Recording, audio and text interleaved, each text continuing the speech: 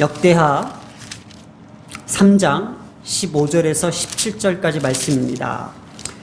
성전 앞에 기둥 둘을 만들었으니 높이가 35규빗이요 각 기둥 꼭대기의 머리가 5규빗이라. 성소같이 사슬을 만들어 그 기둥 머리에 두르고 석류 100개를 만들어 사슬에 달았으며 그 두 기둥을 성전 앞에 세웠으니 왼쪽에 하나요 오른쪽에 하나라. 오른쪽 것은 야긴이라 부르고 왼쪽 것은 보아스라 불렀더라. 아멘. 자, 우리가 지난주의 말씀 역대하 2장 1절에서 16절까지 그 말씀을 우리가 잠깐 리뷰를 하고 넘어가겠습니다. 자, 지금 드디어 2장에 들어서서 솔로몬이 성전 건축을 본격적으로 진행하는 장면이 역대하 2장에 자세히 기록되어 있는데, 그러면 이 성전이라는 이 개념, 이 성전의 본질을 먼저 솔로몬은 이해시키고 가려고 했던 것 같습니다. 이 성전의 본질은 하나님의 임재의 상징적 처소라는 데 있었습니다. 그래서 이 성전에는 자기 백성과 함께 하시는 그 하나님을 상징하기 위해서 하나님은 자기 백성과 함께 하시를 기뻐하시는 곳이라는 것을 강조하고자 했다라는 거예요. 자, 이러한 하나님은 신약시대에도 우리와 함께 하시기 위해서 자기 백성과 함께 하시는 예수 그리스도를 성육신하여 우리에게 보내셨다라는 거예요. 그래서 마태복음 1장 23절에 임마누엘이라는 단어, 하나님이 우리와 함께 하시다라고 해서 임마누엘 하나님이 성육신하여 우리에게 오셨다라는 것을 강조하고 있습니다. 이렇게 예수 그리스도는 구속사역을 완수하시고 승천하셔서 우리 곁에 계시지 않지만은 그 대신 하나님과 그리스도의 영이신 성령께서 어떻게 해요? 우리의 몸을 성전으로 삼아 임재하고 계신다라는 거예요. 그래서 고린도전서 3장 16절에 너희가 하나님의 성전인 것과 하나님의 성령이 너희 안에 계시는 것을 알지 못하는 거냐. 이렇게 우리를 하나님의 성전으로 삼으셔서 우리와 함께 하시기를 원하셨다라는 것. 자, 그러면 이 성전의 본질은 뭐예요? 하나님은 자기 백성과 함께 하시기를 원하신 거예요. 그래서 하나님께서는 그토록 성전을 세우시고자 하고 성전을 백성들과 함께 곁에 두기 원하셨다는 거예요. 이렇게 하나님께서 성전 안에 자기 백성들과 함께 하시기를 기뻐하신다는 것은 이미 다윗의 고백에서도 우리가 함께 볼 수 있었죠. 다윗의 고백 중에 주 앞에 영원히 두시기를 기뻐하시나이다. 이렇게 하나님께서는 우리를 영원히 자기 앞에 두시기를 원하셨다고 다윗의 고백을 통해서도 우리가 볼 수 있습니다. 그래서 우리 지난주에 솔로몬이 아주 구체적으로 이렇게 지으려고 한다라는 그 메시지를 우리에게 준 것이 뭐예요? 첫 번째가 재주 있는 사람을 불러들였습니다. 이 재주 있는 사람은요, 공교한 사람, 그리고 전문성 있는 기술자들을 이야기하고 있어요. 그러니까 두로왕 히람에게 부탁을 해서 너희에게 이 기술을 갖고 있는 사람, 이 재주 있는 사람들을 우리에게 좀 보내달라. 그래서 이걸 더욱더 정교하고 더욱더 아름답고 크고 화려하게 만들려고 하는 거예요. 또 두 번째가 있었어요. 다양성이 있었어요.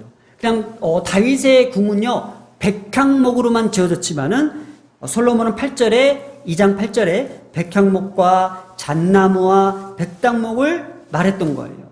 이렇게 3절에서 성전 건축에 자재 원조를 요청하면서 100항목만 요청했는데 이 8절에 와서는 이렇게 필요에 따라서 다양한 조화를 이룰 최고급 목재로서 사용할 것들을 우리에게 암시하고 있었다는 것. 최고의 기술자와 최고의 재료들을 조합하여 예술적으로도 뛰어나게 건축했다는 것을 보여주기자 하는 거예요. 그러면서 이렇게 그들에게 이 전문성, 이렇게 다양성뿐만 아니라 아주 기묘한 양식을 가진 자들, 바로 기술자들, 창조적으로 또 뭔가 고안해내며 디자인해낼 수 있는 이 예술성도 더욱더 강조했다는 것을 우리에게 가르쳐주고 있었다는 거예요. 그들과 함께 협력하여 도우라고 이야기하고 있습니다. 바로 관계성도 중요하다는 거예요.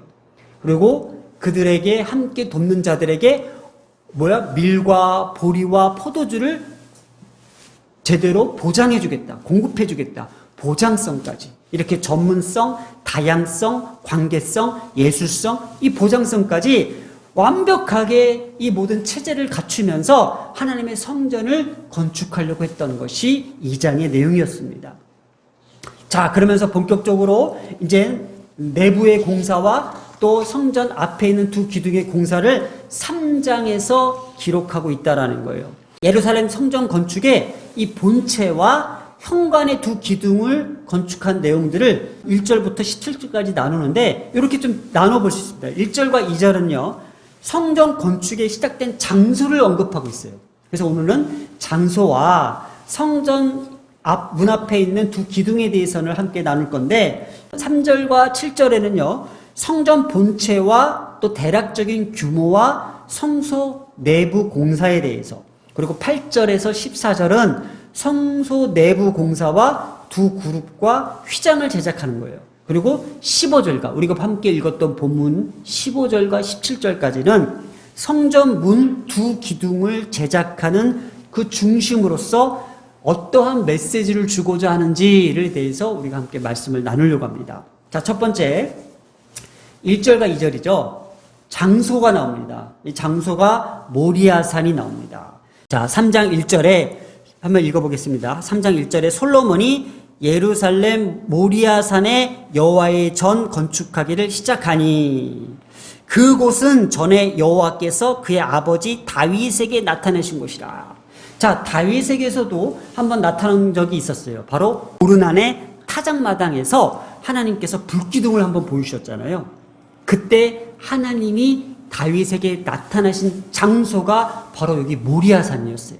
그럼 우리가 알고 있는 이 모리아산은 또 있죠? 바로 아브라함 때로 거슬러 올라가서 아브라함이 이삭을 데리고 모리아산으로 올라가서 하나님의 말씀에 순종하는 제사를 드리려고 했을 때에 하나님께서 아브라함을 시험하셨던 거죠. 아브라함아, 아브라함아, 내 아들 장자에게 손을 대지 말아라. 왜 그랬어요? 너가 나에게 얼마만큼 아무것도 아낌없이 나에게 헌신적으로 순종하는지를 보기 위해서. 그때 아들을 대신 수풀에 뿔에 걸린 그 양을 하나님께서 준비해 놓으셨다 해서 여호와 이레. 그래서 오늘도 여기서 다윗에게 나타났던 그 장소, 그리고 오늘 솔로몬이 이 장소에다가 성전을 건축하려고 합니다. 자, 그러면 아브라함과 했던 그 언약, 그리고 다윗의 언약을 그 장소에서 그대로 실현시키시기 위해서 오늘 이 장소를 소개하고 있다는 거예요.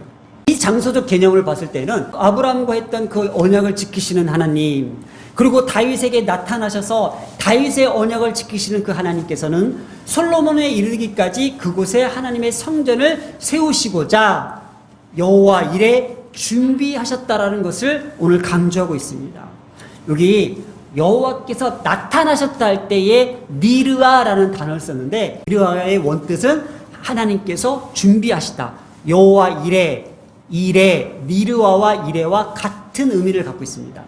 하나님께서는요, 당신이 세우실 그 성전 안에 이스라엘 백성들과 함께 하시기를 고대하고 준비하고 계셨다라는 거. 그러면서 그곳에 하나님께서 그 장소를 정하셨다는 것은 하나님께서 계시하시고 하나님께서 선택하신 곳이라는 거예요.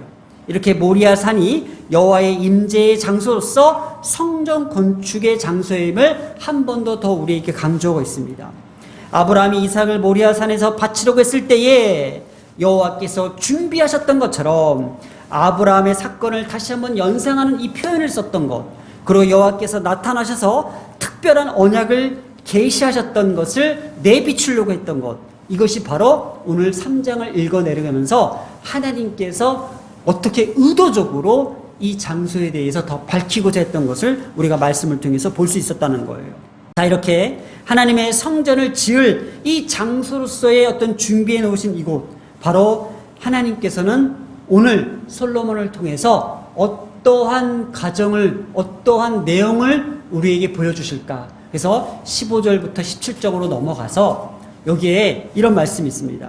성전 앞에 기둥 둘을 만들었다고 합니다. 성전 앞에 이 기둥들을 갖고 있는 의미는 무엇일까? 우리가 지난번에 한번 나눴던 그 내용인데, 한 번 더 이 내용이 또 등장했다라는 거. 이 두 기둥은요, 성전 앞에 세워졌다고 합니다. 그래서 이 두 기둥의 이름은 야긴과 보아스입니다. 야긴이라는 뜻은 어떤 뜻을 갖고 있어요? 하나님이 세우신다.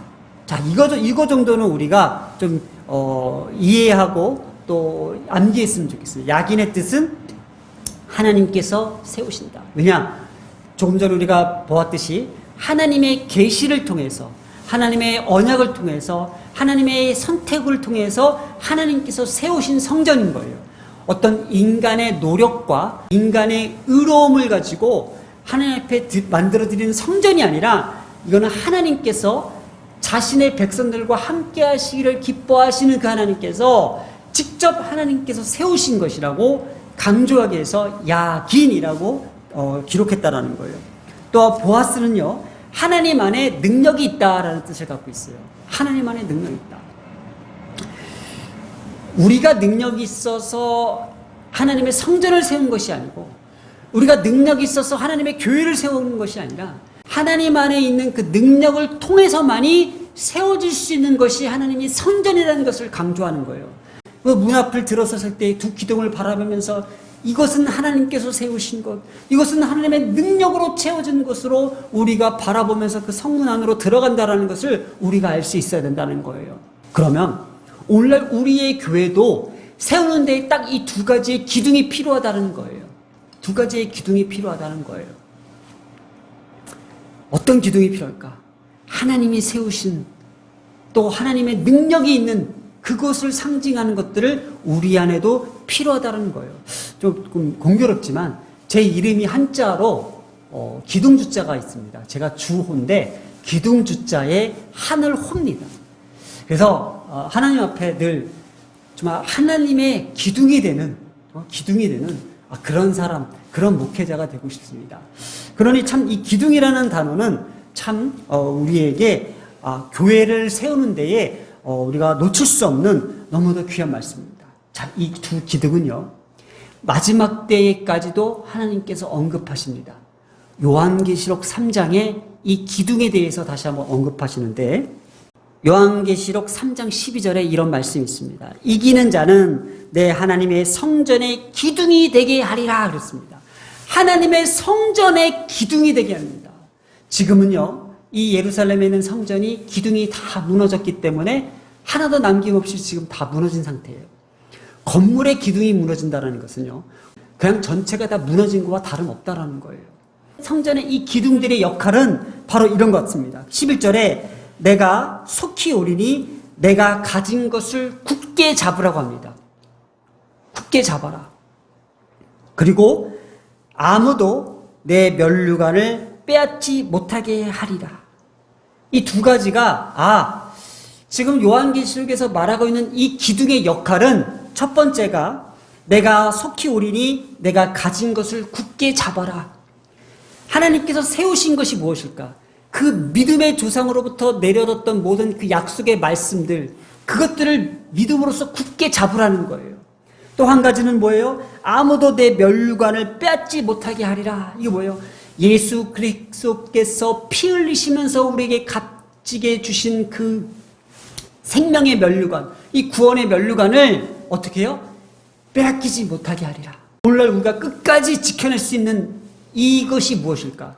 우리가 이 두 기둥들이 우리 교회 안에서 무너지지 말아야 될 것이 무엇인가라고 생각해 봤을 때에, 가진 것을 굳게 잡아라, 빼앗기지 못하게 하라. 이 두 개만 외치고 다녔던 것 같아요. 그러면서 우리 자녀들이 가지고 있는 저 신앙을, 가진 것을 굳게 잡게 하시고 저들이 빼앗기지 못하게 해달라고 많이 기도했던 것 같아요. 자, 우리 오늘 이 시간 이 야긴과 보아스를 기억하면서 우리가 하나님께 세우신 것들을 굳게 잡고 하나님의 능력을 빼앗기지 않기 위해서 우리가 잡아야 될 이 두 기둥은 오늘 이 교회를 통해서 말씀하시며 이 교회가 앞으로 존재해야